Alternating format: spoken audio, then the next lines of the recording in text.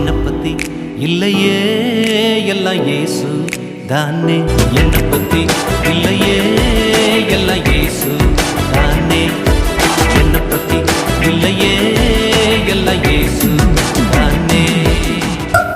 ஒரு ஊரில் சைமன் அப்படிங்கிற ஒரு விசுவாசி இருந்தான். அவன் வாரந்தோறும் சர்ச்சுக்கு போவான். இடையில் நடக்கிற எல்லா ஜப கூட்டங்களிலையும் கலந்து கொள்ளுவான்.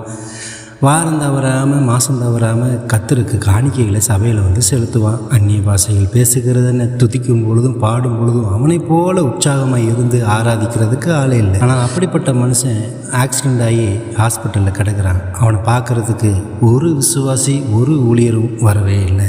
அவனுக்கு ரொம்ப வேதனையாக போச்சு. என்னை பார்க்குறதுக்கு யாருமே வரலையே, என்னை வந்து விசாரிக்கிறதுக்கு யாருமே வரலையேன்னு சொல்லி அவன் ஏங்கிக்கிட்டு இருந்த பொழுது உடல்நிலை சரியாகுது, வீட்டுக்கு வரான். அப்பவும் அவனை பார்க்குறதுக்கு யாரும் வரல.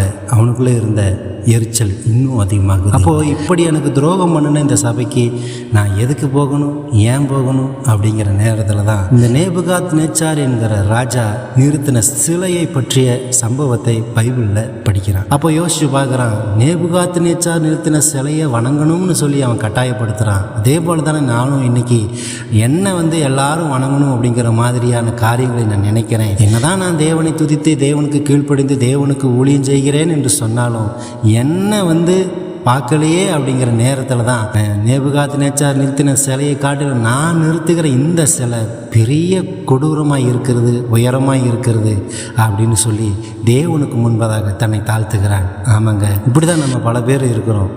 தேவனுக்கு முன்பதாக நான் தாழ்த்துகிறேன் என்று சொன்னாலும் என்னை யாரும் விசாரிக்க வரல, என்னை யாரும் பார்க்கல, என்னை யாரும் உயர்த்தி பேசலை, என்னை வந்து முன்னிறுத்தி யாரும் என்னை வந்து பேசவே இல்லையே என்று சொல்லி ஏங்குகிற நேரத்தில் அந்த நேபுகாத் நேச்சார் நிறுத்தின சிலையை காட்டிலும் நீங்கள் உருவாக்கி கொண்டிருக்கிற உங்களுடைய சுயம் என்கிற சிலை, பெருமை என்கிற சிலை உயர்ந்து கொண்டே போகிறது. பெருமையுள்ளவனுக்கு தேவன் எதிர்த்து நிற்கிறார் என்பதை உணருங்கள், மனம் திரும்புங்கள்.